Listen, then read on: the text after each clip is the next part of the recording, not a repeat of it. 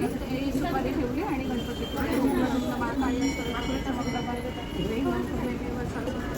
आणि हे गुळाचा नैवेद्य गुळ खोबरं करून आणि फूल वाहिलं आहे आपण इथे. आणि आता वडाची पूजा करूया. वडाला पण दूध टाकूया आणि हे थोडंसं पान टाकूया. हे 5 फळं ठेवलेली आहेत मी. 5 फळं आपण ठेवूया, पाणी शिंपडून आणि मग ठेवायची. ही बघा 5 फळं आपली. आणि हे वस्त्र वाहूया आपण याला वडाला. शेवटच्याला देऊया तोपर्यंत. हळदी कुंकू वाहून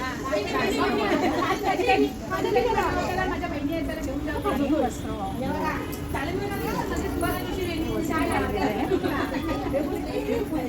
आणि आपण हे कंटाफणी ना ते ठेवून देऊया. सगळं नैवेद्य कंटाफणी ते सगळं ठेवून देऊया. ठेव ही कंटाफणी सगळं आपण त्याला हळद कुंकू वाहून ठेवून देऊ. आणि हे वस्त्र पण आहे हे बघा, हे वाहून देऊया. आणि हे कंटाफणी आपण हे सगळं वाहून देऊया. हे सगळं फळं फुलं सगळं वाहून देऊया.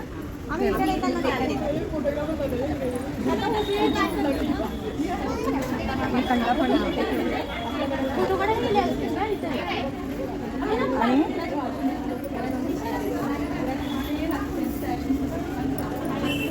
ही 5 फळं आपण ठेवलेली आहे वडाला.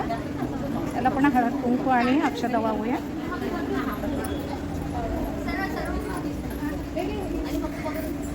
आपण खडी साखर ठेवूया. ही खडी साखर आहे.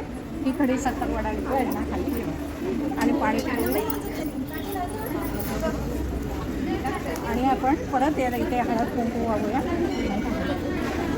वडाला. आणि हे फूल वाहूया.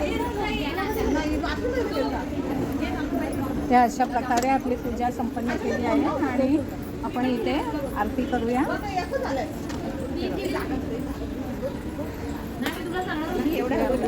पूजा संपन्न झाली आहे.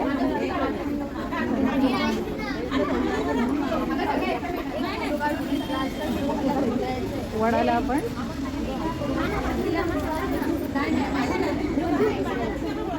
अशी आपण पूजा संपन्न केली आहे. आपली पूजा संपन्न झाली आहे. तर आपण प्रदक्षिणा घालू, वडाला प्रदक्षिणा घालू आणि मंत्र म्हणून आपण पूर्ण प्रदक्षिणा वडाला घालून घेऊया. हे सगळ्या बाया आता म्हणजे पूजा करत आहे. आणि आता आपण प्रदक्षिणा घालायची आणि मंत्र म्हणायचं, ओम नमो भगवते वासुदेवाय किंवा असं मंत्र म्हणायचं. हे बघा आपण प्रदक्षिणा घालत आहोत. सगळेजण प्रदक्षिणा घालत आहेत आणि वडाची पूजा करत आहेत. तर आपल्या प्रदक्षिणा आता पूर्ण झालेल्या आहेत. 7 प्रदक्षिणा